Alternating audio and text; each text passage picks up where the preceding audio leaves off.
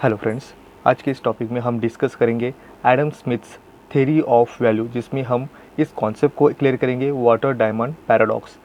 Water diamond paradox exactly है क्या और किस तरह से थ्योरी ऑफ वैल्यू में इसकी इम्पोर्टेंट यहाँ पे एडम स्मिथ ने इसे एक्सप्लेन किया है। वाटर डायमंड पैराडॉक्स को यहाँ पे पैराडॉक्स ऑफ वैल्यू या पैराडॉक्स ऑफ प्लेंटी भी कहा जाता है। जो थ्योरी ऑफ वैल्यू जी इस कॉन्सेप्ट को एक्सप्लेन किया एडम स्मिथ ने कि किस तरह से यूटिलिटी और एक्सचेंज इनमें क्या डिफरेंस होता है जो वैल्यू क्रिएट करने में इम्पोर्टेंट देता है, और इसकी वजह से ही ये वाटर डायमंड पैराडॉक्स यहाँ पे बना। और इसको एक ऐसी मुकाम पे जाके एडम स्मिथ ने शॉक कर दिया कि लोगों को कि एग्जैक्टली ये वाटर डायमंड इसकी वैल्यू क्या है और इसकी ज़रूरत कितनी हो सकती है और उसकी वैल्यू किस हद तक हमें इम्पोर्टेंट बनाती है। तो ऑब्वियसली ये कॉन्सेप्ट दिया है एडम स्मिथ ने, जो ग्रेटेस्ट इकोनॉमिक्स इन 18th सेंचुरी में रह चुके हैं, जिनका बॉर्न हुआ था 1723 और उनकी डेथ हुई थी 1790 में। उनकी डेथ, उनकी जो एज थी 67 ओल्ड के एज थे उनकी, तब उनकी डेथ हुई थी। हम देखें कि ये स्कॉटिश इकोनॉमिक्स रह चुके हैं और उनकी जो फील्ड है जहाँ पे उन्होंने अपनी जो कंट्रीब्यूशन दी है, उन्होंने पॉलिटिक्स, फिलोसोफर, इथिक्स, इकोनॉमिक्स, इन फील्ड में उनकी जो कंट्रीब्यूशन हमें इम्पोर्टेंट रोल उनका निभाती है। और इनकी वजह से ही हम कहते हैं कि जो फादर ऑफ इकोनॉमिक्स हम कहते हैं एडम स्मिथ को, जो फादर ऑफ कैपिटलिज्म, इनको भी हम एडम स्मिथ को ही पहचानते हैं, क्योंकि कैपिटल्स की कितनी इम्पोर्टेंट है और इनके साथ ही इकोनॉमिक्स का जो ब्रांचेस है या हम कहें इकोनॉमी को जो राइजेस हुआ है, ये एडम स्मिथ से ही हुआ है। उनकी जो फेमस बुक थी, जो माइलस्टोन बनी थी, वो थी an inquiry into the nature and cause of the wealth of nation, जिसे हम in shortly wealth of nation कहते हैं, जो यहाँ पे पब्लिश हुई थी 1776 में। जो इनकी इस कॉन्सेप्ट को wealth of nation exactly in books में हमें कई इनकी कॉन्सेप्ट हमें मिलती है, जहाँ आगे जाके कई इकोनॉमिक्स इस कॉन्सेप्ट को एडम स्मिथ के जो दिए गए कॉन्सेप्ट को, जहाँ पे उन्होंने अनआंसर छोड़ा कई कॉन्सेप्ट को, वहाँ पे आगे जाके कई इकोनॉमिक्स अपनी इन सोच को एडम स्मिथ के आगे जाके कई थ्योरी बनी और कई यहाँ पे डेवलपमेंट होने में या किसी भी कंट्री की ग्रोथ और डेवलपमेंट में इम्पोर्टेंट रोल वो थ्योरी देती है। जहाँ पे डेविड रिकार्डो हो, मार्शल हो, पीगू हो, उन सभी इकोनॉमिक जितने भी इकोनॉमिक्स आगे जाके बने हैं, जो क्लासिकल हो, नियो क्लासिकल हो या हम कहें कि केन्स भी हो, इन्होंने सभी ने एडम स्मिथ की इतनी इम्पोर्टेंट जहाँ पे हमें वेल्थ ऑफ नेशन में उनकी बुक से हमें मिलती है। उनकी इम्पोर्टेंट और भी एक बुक थी, वो थी द थ्योरी ऑफ मोरल सेंटिमेंटल्स, जो 1759 में पब्लिश हुई थी। इसी के साथ हम देखें तो उनकी नोटेबल आइडियाज़ रह चुके हैं classical economics, free market, economic liberalism, division of the labour, absolute advantage, invisible hand, economics development. इन कई कॉन्सेप्ट को यहाँ पे हमें वेल्थ ऑफ नेशन में उनकी सोच क्या है और उनकी किस तरह से आइडियोलॉजी रही है, ये हमें उनकी बुक्स में हमें पता चलता है। एडम स्मिथ का जो इरा है, ये इरा जब यहाँ पे स्टार्ट होता है तो उससे पहले इकोनॉमी किस तरह से किसी कंट्री की वर्क कर रही थी, तो वो कई जगह पे यहाँ पे मर्केंटाइलिज्म का डॉक्ट्रिन यहाँ पे यूज़ होता था, और मर्केंटाइलिज्म की कॉन्सेप्ट को साथ साथ यहाँ पे फिजियोक्रेसी भी फ्रांस में यहाँ पे इम्पोर्टेंट रोल निभाती हुई दिखाई हमें देती है।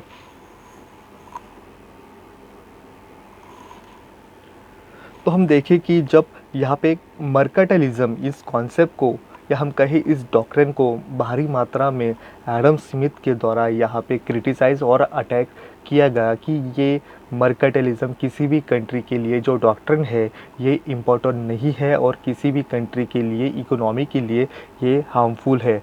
तो हम देखें जो मर्केंटाइलिज्म का जो इरा था, ये 1500 टू 1800 की इस बीच में ही रहा है, जो टाइम पीरियड रह चुका है। इन्होंने इम्पोर्टेंस दिया है एक्सपोर्ट को, यहाँ पे प्रमोट करते थे और इंपोर्ट को रेस्ट्रिक्ट करते थे। तो यहाँ पे हम देखें इनका जो इन्फ्लुएंस था ऑलमोस्ट पूरे यूरोप में यहाँ पे स्प्रेड हुआ था, और उनमें भी हम देखें कि फ्रांस और इंग्लैंड इनमें भारी मात्रा में यहाँ पे मर्केंटाइलिज्म का कॉन्सेप्ट हम यहाँ पे, या हम कहें ये डॉक्ट्रिन पूरी तरीके से कमांड में थी। उनके कॉन्सेप्ट में हमें देखा जाए तो ये ज़ीरो सम गेम इस कॉन्सेप्ट को फॉलो करते हैं, जहाँ किसी कंट्री का लॉस होता है तो किसी कंट्री का प्रॉफिट होता है। ये उन्होंने 300 साल में, तो इसके भी हमने एक इम्पॉर्टेंट यहाँ पे मर्केंटाइलिज्म क्या होता है इस पे हमने वीडियो बनाया है, जो इजीली अवेलेबल है हमारे प्लेलिस्ट में। तो ये जो टाइम पीरियड है यहाँ पे मर्केंटाइलिज्म का, ये ख़त्म होते होते ही यहाँ पे जन्म लेती है फिजियोक्रेसी। फिजियोक्रेसी का जन्म होता है 1750 टू 1780। ये उनका टाइम पीरियड यहाँ पे ज़्यादा नहीं है, 30 सालों का ही यहाँ पे ऑलमोस्ट ये साल होता है। यहाँ पे फिजियोक्रेसी यहाँ पे नेचुरल ऑर्डर और प्राइमेसी ऑफ द एग्रीकल्चर को इम्पोर्टेंट देती है। उनके जो लीडर थे क्विज़नी, उन्होंने इकोनॉमिक टेबल के साथ साथ उन्होंने किस तरह से यहाँ पे इम्पोर्टेंट, या हम कहें सर्कुलेशन ऑफ द वेल्थ किस तरह से होता है, इसे एक्सप्लेन किया था। और कई बात यहाँ पे जो रूल्स ऑफ नेचर का है, राइज ऑफ फ्रांस में ही हुआ, क्योंकि इस मर्केंटाइलिज्म की वजह से ही फ्रांस में फिजियोक्रेसी ने जन्म लिया है। तो हम देखें ये दोनों भी डॉक्ट्रिन जहाँ पे बनी है, तो इसका अप एंड डाउन यहाँ पे हमें दिखाई देता है, क्योंकि किसी भी कंट्री का यहाँ पे इकोनॉमी स्ट्रॉन्ग होने के लिए कितनी इम्पोर्टेंट है। ये जो ब्रांचेस है इकोनॉमी का, यहाँ पे एडम स्मिथ ने उसकी रिव्यू रखी, और इसके साथ साथ ही हमें पता चलता है कि इकोनॉमी का जो डेवलपमेंट है कितना इम्पोर्टेंट है। और इन्होंने ही, एडम स्मिथ ने यहाँ पे इम्पोर्टेंट देने की वजह से ही ये उनको फादर ऑफ इकोनॉमिक्स और फादर ऑफ कैपिटलिज्म माना जाता है। थ्योरी ऑफ वैल्यू को यहाँ पे स्टार्ट करने से पहले हम इसके कुछ अजम्पशन भी देख लेंगे कि इसमें किस तरह से एडम स्मिथ ने इसके अजम्पशन लिए हैं। इसमें फर्स्ट है परफेक्ट कंपटीशन। मार्केट के अंदर पूरी तरीके से यहाँ पे परफेक्ट कंपटीशन वर्क करती है। Second, full employment. मार्केट के अंदर पूरी तरीके से फुल एम्प्लॉयमेंट कंडीशन है, यहाँ पे अनएम्प्लॉयमेंट सिचुएशन नहीं है।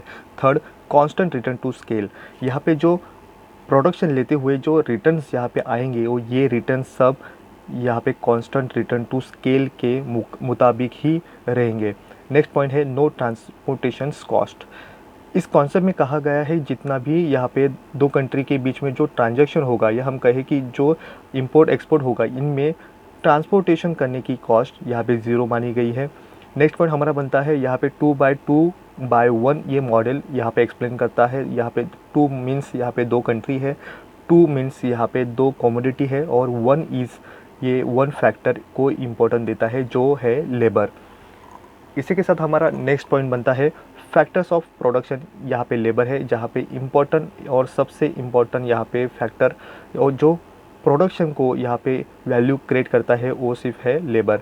नेक्स्ट पॉइंट हमारा बनता है लेबर आर द होमोजेनियस। जितने भी लेबर है ये सभी की उनकी जो वैल्यू है, यह हम कहें कि होमोजीनियस है, एक जैसे ही सब लेबर वर्क करते हैं। इनमें ना स्किली है, ना ही नॉन स्किली है, ना ही अनस्किल यहाँ पे लेबर मिलते हैं।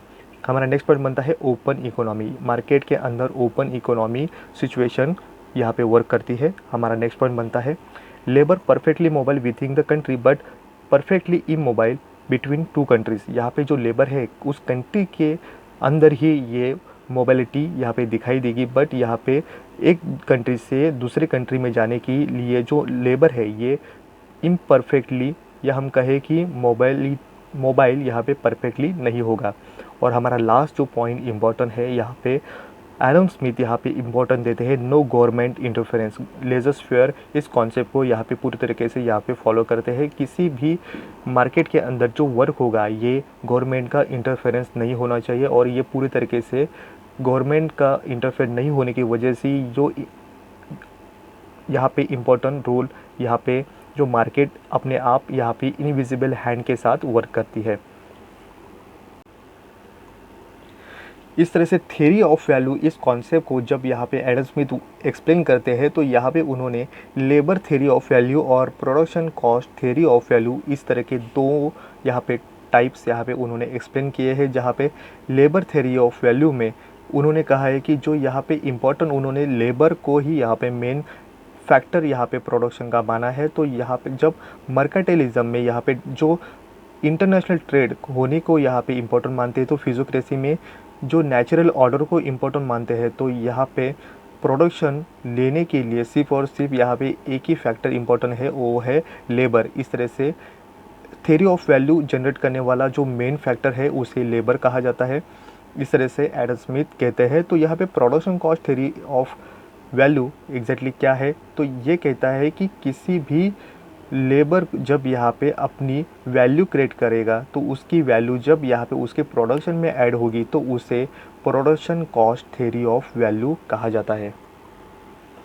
प्रोडक्शन जब लेता है जब लेबर, तब वो अपने साथ साथ कितना टाइम स्पेंड करता है उस प्रोडक्ट को यहाँ पे बनाने में, उसको क्रिएट करने में। तो एग्ज़ाम्पल हम लेंगे, तो अगर टेबल को बनाना है तो उसे 6 घंटे लगते हैं, तो उसी जगह अगर चेयर बनाना है तो उसे 2 घंटे लगते हैं।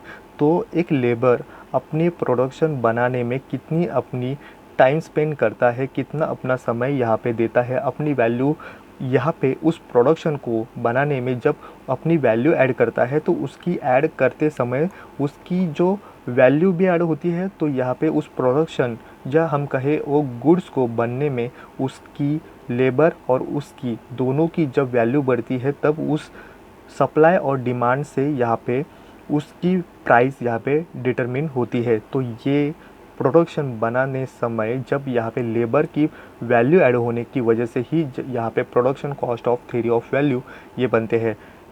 लेबर थ्योरी ऑफ वैल्यू इस कॉन्सेप्ट को और production cost theory of value हम आने वाले नेक्स्ट वीडियो में इसे और भी डीपली यहाँ पे एक्सप्लेन करेंगे।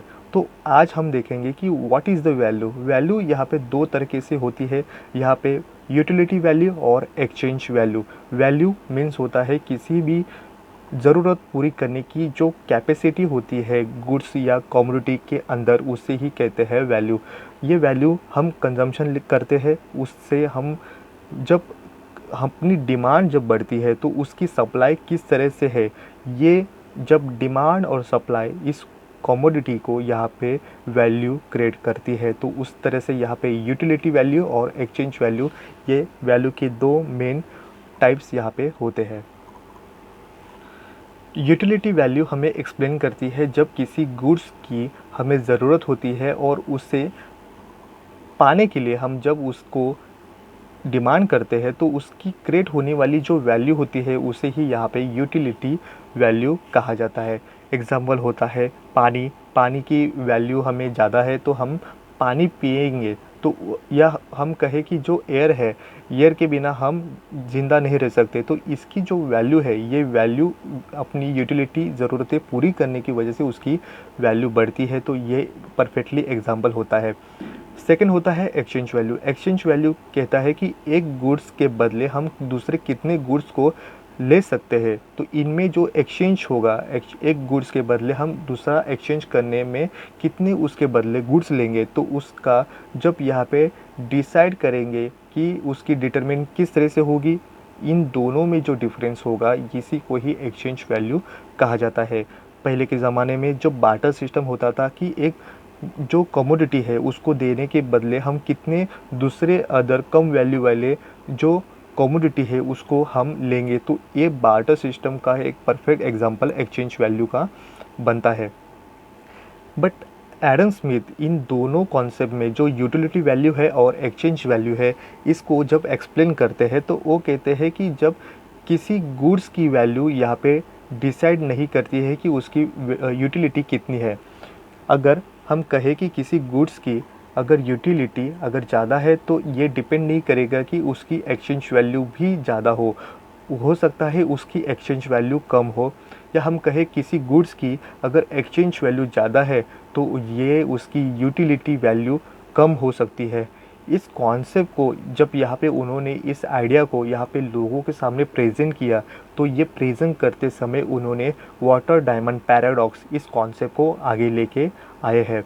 तो उन्होंने अपना जो वैल्यू है, इस वैल्यू को यूटिलिटी वैल्यू और एक्सचेंज वैल्यू इन दोनों के साथ साथ उन्होंने एक्सप्लेन करते हुए वाटर डायमंड पैराडॉक्स को यहाँ पे प्रेजेंट किया है। और इस वजह से ही कितनी यूटिलिटी है और उसकी क्या एक्सचेंज वैल्यू हो सकती है, या एक्सचेंज वैल्यू इतनी इम्पोर्टेंट होगी तो उसको ज़रूरत नहीं है कि उसकी यूटिलिटी वैल्यू भी ज़्यादा हो। ये देने के लिए उन्होंने वाटर का एग्जांपल दिया और डायमंड का यहाँ पे एक्सप्लेन करते हैं। तो वाटर जो इसकी जो सप्लाई है, हम देखें तो उसकी सप्लाई यहाँ पे इलास्टिक होती है, और उसकी वजह से उसकी प्राइस जो यहाँ पे कम है, उसकी क्या होने की वजह उन्होंने बताई कि ये इजीली अवेलेबल होता है, ये इसेंशियल फॉर ह्यूमन लाइफ में इम्पॉर्टेंट रोल निभाती है। हमारे जीने के लिए वाटर इम्पॉर्टेंट है, बट हम जीने के लिए इस वाटर को उतनी वैल्यू नहीं देते हैं, क्योंकि टोटल यूटिलिटी इसकी ज़्यादा होती है बट उसकी मार्जिनल यूटिलिटी वाटर की कम होती है। ये इजीली अवेलेबल होने की वजह से ही, और ये जो उसकी सप्लाई है इलास्टिक सिस्टम की वजह से होने के लिए, जीने के लिए जितना भी इम्पोर्टेंट हो, बट उसकी प्राइस कम है। और इसकी प्राइस कम होने की वजह से, क्योंकि उसकी मार्जिनल यूटिलिटी कम है, इसकी वजह वाटर इतनी असेंशियल होके भी उसकी प्राइस कम होने की वजह उन्होंने बताई है। तो सेकेंडली डायमंड, उसको एक्सप्लेन करते समय उन्होंने कहा है कि डायमंड, इसकी जो सप्लाई है ये अनइलास्टिक होती है क्योंकि उसकी प्राइस ज़्यादा है। डायमंड नॉन असेंशियल कैटेगरी में आता है। लग्जरी यहाँ पे आउटलुक के वजह से, या हम कहें कि लोगों की लाइफस्टाइल, यहाँ पे स्टैंडर्ड लिविंग जो स्टैंडर्ड है उसको दिखाने के लिए डायमंड का यूज़ होता है। बट ये डायमंड के हम जी भी सकते हैं, डायमंड के बिना भी हम इजीली जी सकते हैं, उसकी ज़रूरत इतनी नहीं है। बट इतनी वैल्यू ज़्यादा क्यों है डायमंड की? क्योंकि टोटल यूटिलिटी जो उसकी डायमंड की होती है वो कम होती है, बट उसकी मार्जिनल यूटिलिटी डायमंड की ज़्यादा होती है। और डायमंड हमें इजीली अवेलेबल नहीं होता, रेयरली हमें मिलते हैं। बट वाटर और डायमंड ये दोनों भी हमें नेचर के साथ साथ ही मिलते हैं, बट एक इजीली अवेलेबल है बट एक रेयरली होता है, बहुत मुश्किल से हमें मिलता है। तो इन दोनों में जो डिफरेंस उन्होंने कहा है कि टोटल यूटिलिटी और मार्जिनल यूटिलिटी, इन दोनों का डिफरेंस यहाँ पे जो उन्होंने बताया है, इसकी वजह से ही दोनों की एक्सचेंज वैल्यू और यहाँ पे यूटिलिटी वैल्यू दोनों में भी हमें डिफरेंस दिखाई देता है। इसकी वजह क्या होगी तो उन्होंने एक्सप्लेन किया है कि जब क्लासिकल इकोनॉमिक्स, यहाँ पे जो इन दोनों में जो डिफरेंस, टोटल यूटिलिटी और मार्जिनल यूटिलिटी, इनमें जो डिफरेंस है इसे क्लियर करने में यहाँ पे क्लासिकल इकोनॉमिक्स फेल होते हैं। और आगे जाके जो मार्जिनल यूटिलिटी का जो कॉन्सेप्ट है, यहाँ पे अल्फ्रेड मार्शल इनके द्वारा ही यहाँ पे आगे जाके हमें क्लियर करके मिलता है। वाटर डायमंड पैराडॉक्स, इसको एक्सप्लेन करने के लिए हमें ये दो डायग्राम जो ए और बी, इसकी हेल्प से हम और भी इजीली समझ सकते हैं कि ये वाटर डायमंड पैराडॉक्स किस तरह से यहाँ पे अपना रोल निभाता है। तो यहाँ पे जो डायग्राम ए है, जो ए हमें वाटर का यहाँ पे जो सप्लाई और डिमांड किस तरह से है ये एक्सप्लेन करता है। तो डायग्राम बी हमें डायमंड की जो यहाँ पे सप्लाई और डिमांड किस तरह से यहाँ पे होती है इसे एक्सप्लेन करता है। तो हम देखें ए में जो वाटर है उसका डिमांड और सप्लाई किस तरह से एक्स एक्सेस पे क्वांटिटी और वाई एक्सेस पे प्राइस हमने डिटरमिन किए हैं। तो यहाँ पे जब वाटर का जब यहाँ पे जो टोटल यूटिलिटी है ये वाटर की यहाँ पे कम उसकी ज़्यादा है टोटल यूटिलिटी, और मार्जिनल यूटिलिटी कम है। तो यहाँ पे उन दोनों का जब इंटरसेक्ट होता है तो यहाँ पे ई पॉइंट पे ऊपर से नीचे आने वाला, लेफ़्ट से राइट से ऊपर आने वाला कर्व जो ये बताता है, ये डब्लू, ये वाटर का डिमांड कर्व हमें एक्सप्लेन करता है। और जो सप्लाई है, असेंशियल होने की वजह से हम नहीं जी सकते वाटर के बिना, तो ये ओरिजिन से स्टार्ट होता हुआ सप्लाई यहाँ पे स्टार्ट होता है, जो नीचे से ऊपर जाता हुआ, लेफ़्ट से राइट से ऊपर जाता हुआ, इस तरह का सप्लाई कर्व यहाँ पे डिमांड और सप्लाई जब एक दूसरे को ई पॉइंट पे इंटरसेक्ट करते हैं तो हमें उसकी प्राइस यहाँ पे वाटर की मिलती है, जो चीपली यहाँ पे उसकी प्राइस यहाँ पे मिलती है, जो इंडिकेट करता है पी डब्ल्यू को, और उसकी क्वांटिटी यहाँ पे क्यू यहाँ पे इतनी हमें मिलती है। तो इस तरह से हमें पता चलता है कि वाटर का जो सप्लाई है ये अनलिमिटेड है, लोगों को इजीली अवेलेबल होता है और जो टोटल यूटिलिटी उसकी ज़्यादा है, पर मार्जिनल यूटिलिटी कम होने की वजह से वाटर को इजीली यहाँ पे उसकी प्राइस ज़्यादा नहीं है और चीपली, या हम कहें ना के बराबर, हम वाटर को इजीली कहीं भी अवेलेबल कर ले सकते हैं। बट उसके अपोजिट यहाँ पे हमें मिलता है डायमंड। डायमंड जो डायग्राम बी में हमें उसका इंडिकेशन देता है, क्योंकि हम बचपन से या हम जन्म लेते लेते ही यहाँ पे डायमंड से हम यहाँ पे जीने की स्टार्ट लाइफ नहीं करते, तो यहाँ पे इसी की वजह से यहाँ पे डायमंड का जो सप्लाई है ये जीरो से स्टार्ट नहीं होता है।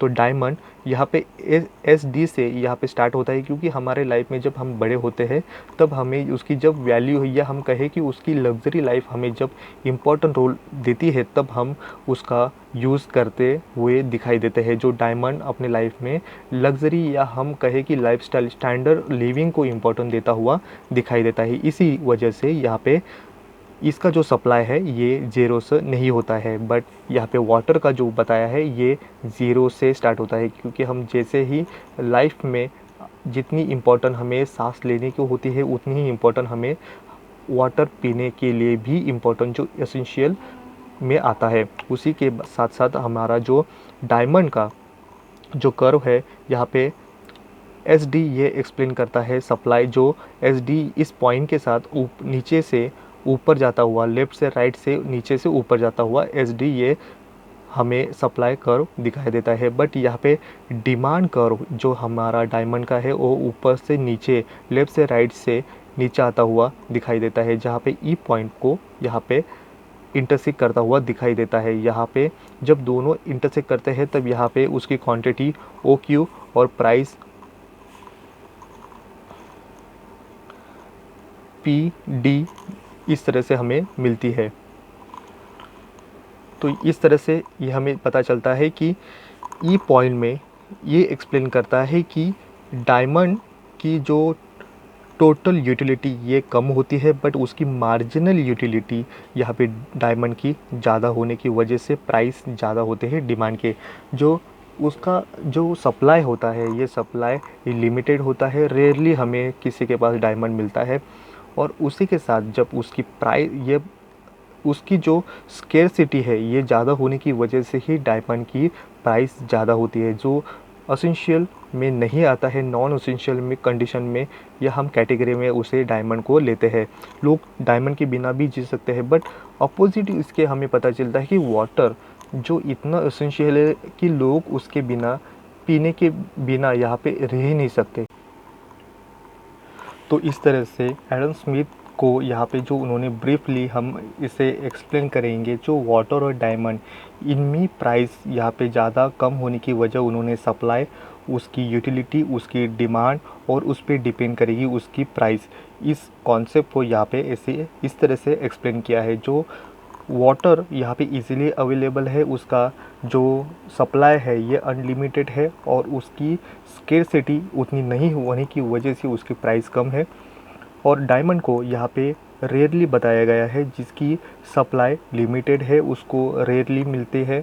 तो और लोग उसको लिविंग स्टैंडर्ड की वजह से ही उसको प्राइस ज़्यादा देने की वजह यहाँ पे एडम स्मिथ यहाँ पे एक्सप्लेन करते हैं। बट एक ऐसी कंडीशन को भी यहाँ पे एडम स्मिथ यहाँ पे थ्योरी ऑफ वैल्यू में एक्सचेंज करते हैं, क्योंकि वो कहते हैं कि अगर ये जब नॉर्मल कंडीशन में यहाँ पे वाटर अवेलेबल होता है, बट ये भी रेयरली होगा, या हम कहें उसकी जो सप्लाई है ये भी अनलिमिटेड नहीं होगी, लिमिटेड कंडीशन में होगा, तो उसकी जो वैल्यू है वाटर की वो किस तरह से चेंजेस होती है ये भी उन्होंने एक्सप्लेन किया है।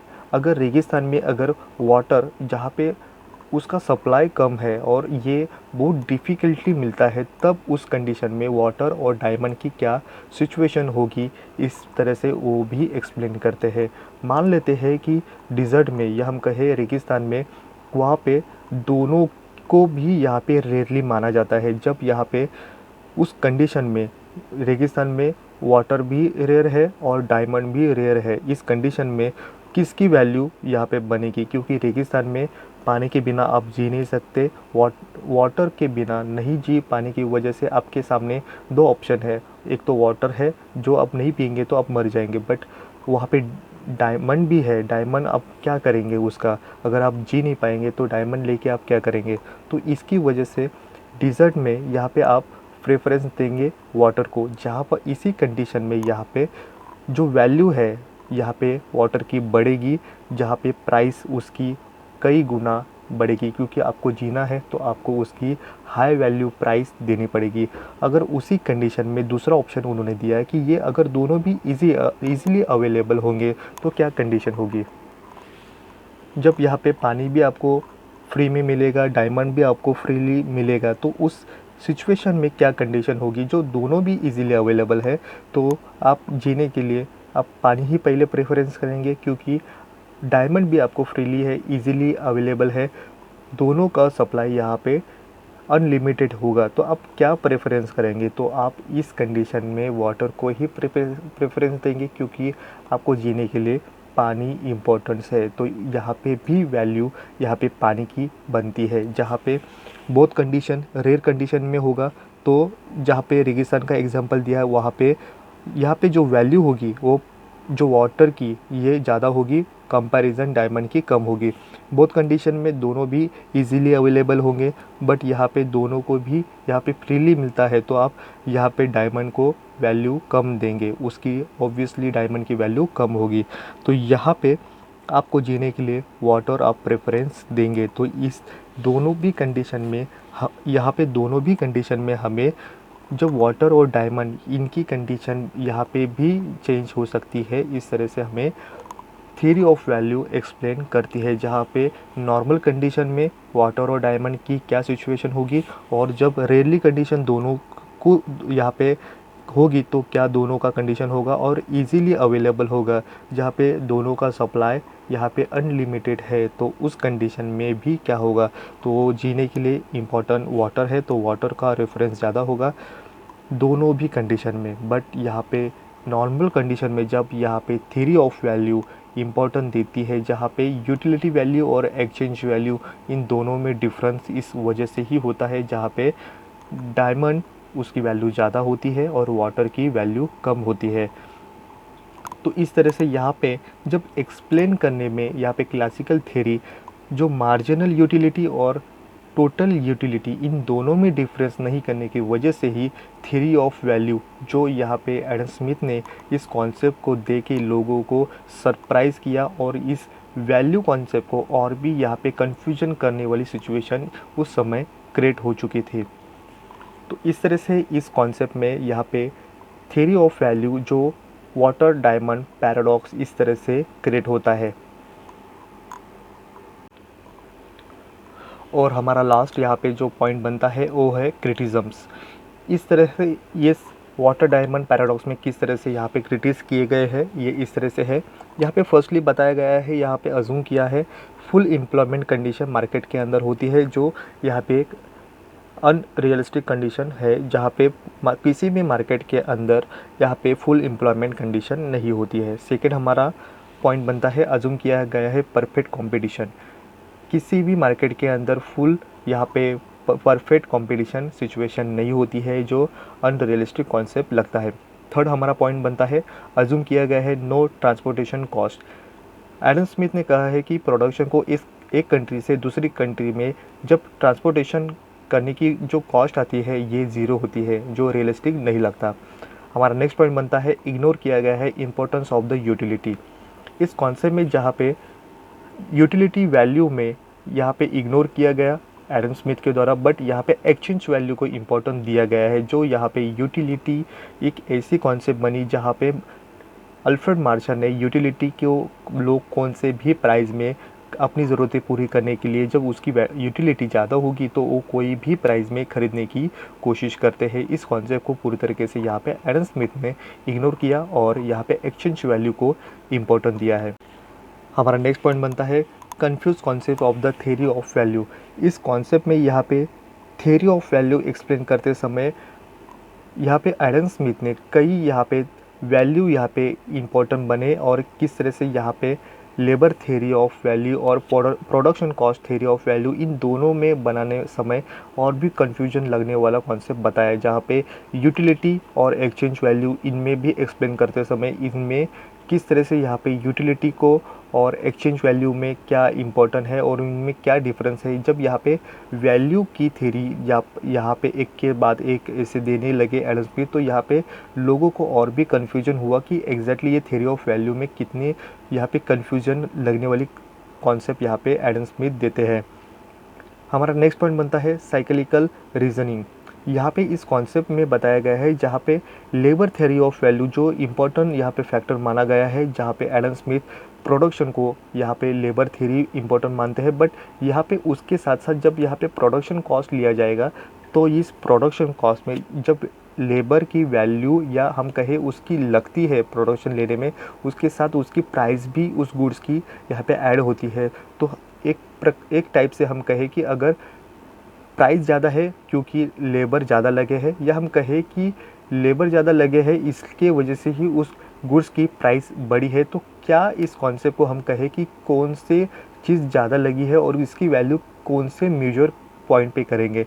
तो ये साइक्लिकल रीजनिंग यहाँ पे कॉन्सेप्ट यहाँ पे एक्सप्लेन करने में एडम स्मिथ फेल होते हैं। हमारा नेक्स्ट पॉइंट बनता है अज्यूम किया गया है नो गवर्नमेंट इंटरफेरेंस। किसी भी मार्केट के अंदर गवर्नमेंट का इंटरफेरेंस नहीं होना चाहिए, लेज़र फेयर कंडीशन होनी चाहिए, इसे एक्सप्लेन करते हैं एडम स्मिथ, बट ये रियलिस्टिक नहीं लगता। और हमारा लास्ट पॉइंट बनता है too much importance given to labour factor.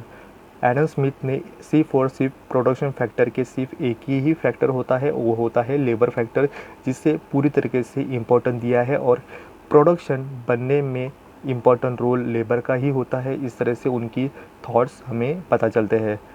तो इस तरह से आज की इस वीडियो में हमने एक्सप्लेन किया है कि थ्योरी ऑफ वैल्यू में किस तरह से वाटर डायमंड पैराडॉक्स को एग्जैक्टली एडम स्मिथ ने किस तरह से एक्सप्लेन किए हैं। तो आज की इस वीडियो में बस इतना ही। Thank you.